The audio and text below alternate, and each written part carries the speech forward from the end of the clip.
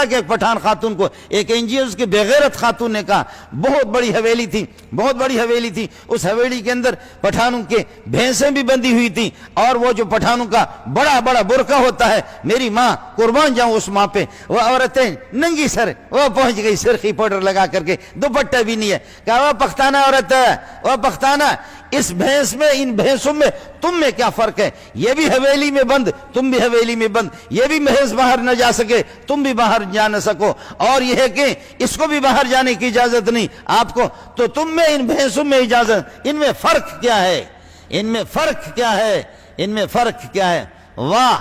اس پختانہ عورت نے جو جواب دیا، اس ماں پہ قربان جاؤں، اس نے کہا بھینس بھی حلال، میں بھی حلالی، بھینس کا دودھ بھی پاک، ہم بھی پاک، میرے ماں باپ بھی پاک، مجھ میں اور ان میں ہم حلالی ہے دونوں، ہم کسی کو نہیں، وہ حلالی کو اس کو بھی نہیں دکھاتے، میرا شوہر غیرت مند ہے، میرے والدین، میرا والد، میرے بھائی وہ بھی غیرت مند ہے، مجھے کسی کو دکھانے کی وہ اجازت نہیں دیتے، ہمارا نبی بھی اجازت نہیں دیتا، لیکن مجھ میں اور بھینس میں، بھینس حلال، گوشت حلال، دودھ حلال، دودھ پاک، پاکیزہ، میں بھی پاک، پاکیزہ، مجھ میں اور ان میں کوئی فرق نہیں، لیکن باہر کی جو کتی ہے جو گلیوں میں پھرتی ہے، ان میں اور تم میں کیا فرق ہے؟ باہر کے وہ جو گلیوں میں کتیاں جو پھر رہی ہے، تم ان کتیوں کی بات لے کر کے میری ماں اور بہنوں پر جیسے اس طرح گھوم رہی ہے، تم یہی چاہتے ہو کہ پاکستان کے اندر بھی یہی ہو؟